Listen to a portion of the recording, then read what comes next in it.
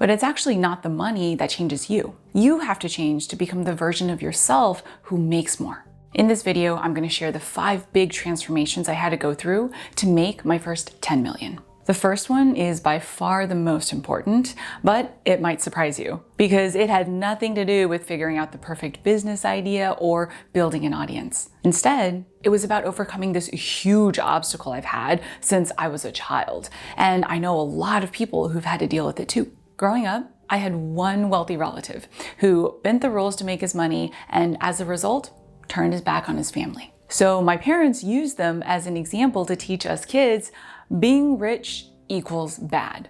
At every opportunity, this was reaffirmed.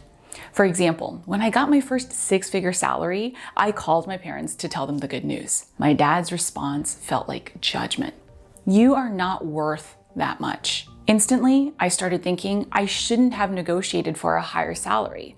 Plus, now I felt like a bad person for wanting to make more and being overpaid, especially since my dad had never asked for a raise. In fact, one of his managers once told him he was massively overpaid. But his philosophy was work hard and don't ask for more. Early in my business, this translated into the feeling that I was doing something wrong every time I made a sale or even tried to make a sale. But I realized if I ever wanted to reach my goals, I needed to change the way I thought about money. It wasn't easy though.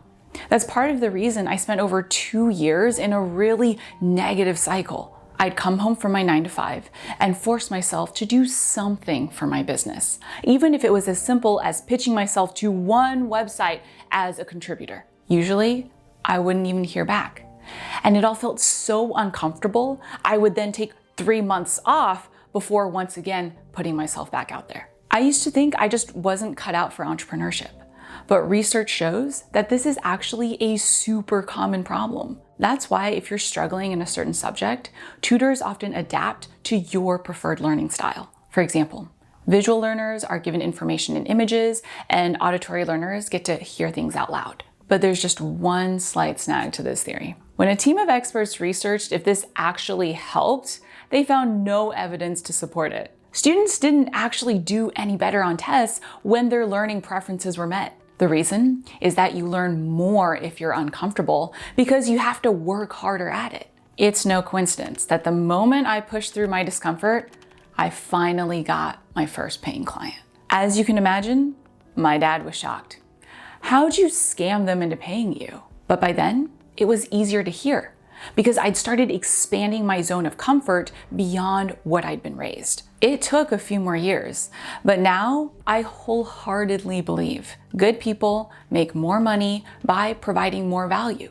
And then they use that money in good ways. So you making more money really does make the world a little better for everyone. But first, you gotta make sales, which can inherently stir up a lot of fear. For example, after I got my first client, I then got 30 rejections in a row. People would say things like, "You're too expensive." Or even worse, they judge me on unrelated areas, like, "You look like you're 12." Even though I was offering a valuable service that I had already established a successful career doing. After experiencing that heart sinking into my stomach feeling over and over, I realized I had a choice.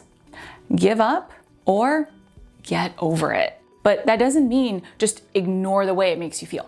Because get this, studies show that rejection hurts, literally.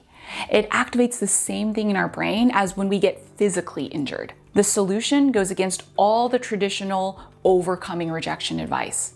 But this is backed in science. Instead of growing a thicker skin, the best way to overcome the fear of rejection is to embrace those negative emotions. Then, after you've felt the feelings, step back and analyze them. If you don't do this, those feelings will always be there, just waiting for their chance to return. Personally, asking these 3 questions helped me work through them. What can I learn from this?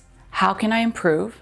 What can I do to not keep on getting those rejections? Because then that made it not about me, but simply how I could improve. That's how I realized the big problem was that people just didn't trust me yet. So I dropped my price as low as I was willing to go, making it a no-brainer even if someone didn't fully trust me. And that's how I got my next 2 sales. That's the power of feeling the rejection and then learning from it. But it's not just the fear of rejection that holds you back.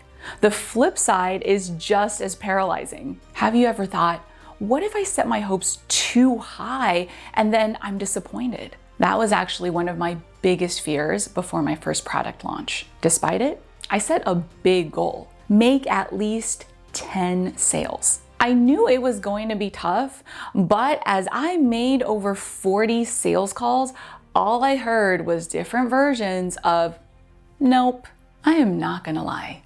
I was really scared of dreaming too big and at the end having to deal with a big lump of disappointment. But there is one reason I was able to turn things around. I just kept pushing. Thank goodness I did, because it wasn't until 2 days before the end of the launch period that sales finally started coming in. But you won't even have a chance to see how big you can go if you give in early on to that fear of disappointment. The good news is, this is actually something you have control over. When you break it down with the science, disappointment is simply the result of bad expectations. Because studies show that we are notoriously unrealistic when we create our expectations. For example, one study shows that newly married couples significantly overestimate how happy their marriage is going to be. Then, when they don't experience the happiness they expected, they feel this huge emotional letdown. These kinds of expectations are almost guaranteed to make you give up too soon. So this is what I like to do instead. Aim big and try your best to get there, but don't expect anything. That way, every win is a gift and you don't get dejected because of failure. This is how I'm able to keep aiming for bigger goals every year and grow despite knowing I'm probably not gonna hit all of them.